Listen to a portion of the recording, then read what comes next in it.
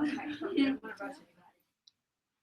good morning everyone. My name is HKline and my senior project is Minds and Machines when neurology meets engineering. So why did I choose this topic? I've been interested in engineering for a while. I've been taking engineering classes here at the school, and as I learned more about the field, I kind of decided that I wanted to focus more on biomedical engineering.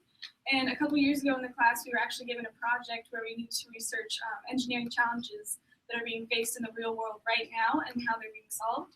And so there was a list of projects that we could choose from, and the one that I found was with the brain, and it was about how they were building tiny little nano machines that were kind of going into the brain and trying to alleviate the symptoms of brain diseases and hopefully eventually be able to cure them. So as I was researching that, I started to get really interested in all of the research they were doing with the brain and how I could relate that back to engineering. So I thought that would be an interesting thing to study.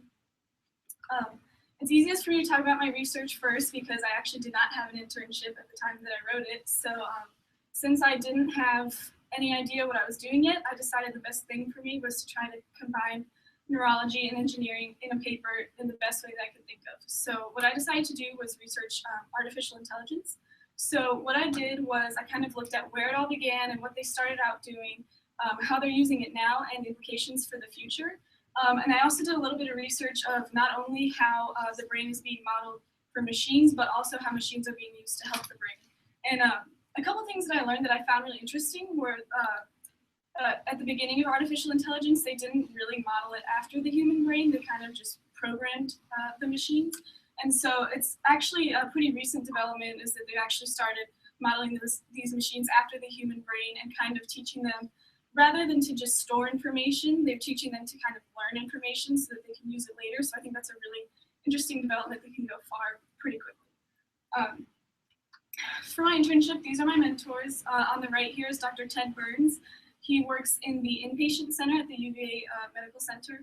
He went to school at the University of Kansas and did his undergrad and medical school there. And after that, he did a residency at UVA and at the Mayo Clinic. And he is actually a professor of neurology at UVA, and he's also a practicing neurologist. His main focus is a disease called myasthenia gravis, which is a neuromuscular disorder. It causes a lot of weakness in the muscles, and it can even affect breathing. So it's very serious. He's actually won multiple awards for his research in it and for his teaching. On the left here is Dr. James Addington. He works in the inpatient center, which is kind of when people are brought to the emergency room or if their disease is serious enough that they can't be released from the hospital. So I actually spent most of my time with Dr. Addington in the inpatient center. And so in the inpatient center, I didn't actually spend a whole lot of time with Dr. Addington because he was the director of residencies. So I actually spent most of my time with the residents in that area who were trying to work toward becoming a doctor. So what I did was a lot of the time I sat in their office with all of them around, kind of taking notes on all the patients. And then interspersed throughout the day, I would kind of go with them and visit patients and watch them test, see how they perform tests on the patients and what they did to kind of figure out what was wrong with everyone. You might be wondering why there's a picture of a prisoner. My first day of my internship, I was there for 3 hours, and for about the first hour and a half, I was just kind of sitting in the office watching them take notes. So I was really anxious to get to go visit a patient, so I was really excited when they finally had one ready for me and I could go with them. So we went down to the emergency center and I walked into the room, and the first thing I saw was a woman in an orange jumpsuit sitting in the hospital bed, and she was handcuffed at the wrists and the ankles, and she was just kind of hunched over, shaking. They'd actually brought her in because she'd been having multiple seizures, and the wardens and her fellow prisoners were worried about her. So I walked in, and it was a jarring experience, but it was definitely interesting to kind of see what they have to deal with when they're working in a place like that. So I watched them perform tests on her to try to figure out, what was wrong. And I just kind of tried to stay away and not really get close to her because it was kind of a little bit terrifying. Another thing that I saw in the emergency room was actually a man who had been arrested that day and had a seizure and was brought into the emergency room. And a thing that the residents told me was that actually a lot of people, when they're being arrested, they sometimes will fake a seizure to get into the emergency room so that they can delay going to jail. And what I found was the man who had been arrested was intoxicated at the time that he was arrested. So when they were performing the tests on him to see how his brain was functioning, he actually, a couple of the tests seemed like he might have a problem, but they found out when we walked out of the room, they both said to me, he's just still intoxicated, there's nothing wrong with him. So a lot of the times they just have to decide, whether there's actually a problem with the patient or if they're just, faking the test or something like that. So for my community service, I actually tried to get more into engineering rather than neurology for this part. So what I did was I worked with the Girl Scout troop of Havana. And this is my mentor on the left. Her name is Bridget Madison. She actually has a couple daughters in the Girl Scout program, and she is the troop leader. So what I did was I went to the Girl Scout meetings and I taught them about simple machines and how to determine the efficiency of them and how to combine them into compound machines and use them in the real world. And so what I did was I just went in a few weeks and I just taught them about it. And then at the end, I brought in a Connects kit that my brother had when he was little. And so they actually got to build some machines and see how they really worked. My legacy for this, I actually am working on creating a new badge with them. You can actually send your information into the Girl Scout Corporation and they will send you a badge that you can create for Girl Scouts in the future. So we're in the process of sending it in, getting it approved and everything, but once it's done, there will be a Simple Machines badge that Girl Scouts in the future will be able to earn.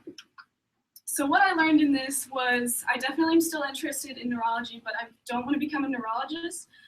Like I said, a lot of it is just kind of sitting in an office taking notes, and I'd like to be more active in research and things like that. Another thing that I learned, which I kind of touched on before, was it's very difficult to actually diagnose a patient in the field of neurology because it's really hard, except for with certain disorders, to just kind of run a test and find out if there's actually something wrong. It's a lot of very subjective tests, testing their eye motion and how they react to muscle movements and things like that. So that's a challenge that I don't know if I would want to face every day in the workplace. One thing that I learned with my community service is that Girl Scouts, they come to the meetings after school. They're not really interested in learning. They kind of just want to play. So it was kind of hard to keep them entertained while I was there, but I think it was all better once I finally brought in the building and they could have a little more fun with it. My advice to future students, a lot of people will tell you don't procrastinate, get it done over the summer, but that's not always your choice. These companies up here are just a few of the people that I contacted to try to find an internship. I actually started my search in May of my junior year, and I didn't find one until January of this year. So it's very difficult sometimes to get in contact with people, especially if you're not a college student, you don't have a very flexible schedule. It's hard to get people willing to work with you. I actually emailed, I think, 4 or 5 professors at UVA to try to work with them, and it just fell through every time. Perone Robotics up there, I actually had an internship with them, and then they had emergency in the company, and they were unable to have me. So my advice is to just be persistent, keep emailing them, call them if you need to. As Hunter said, it's always easier to get contact with them if you just call. And just don't give up, because it might be really hard to find one, but eventually someone will come through for you and it'll all work out. Any questions?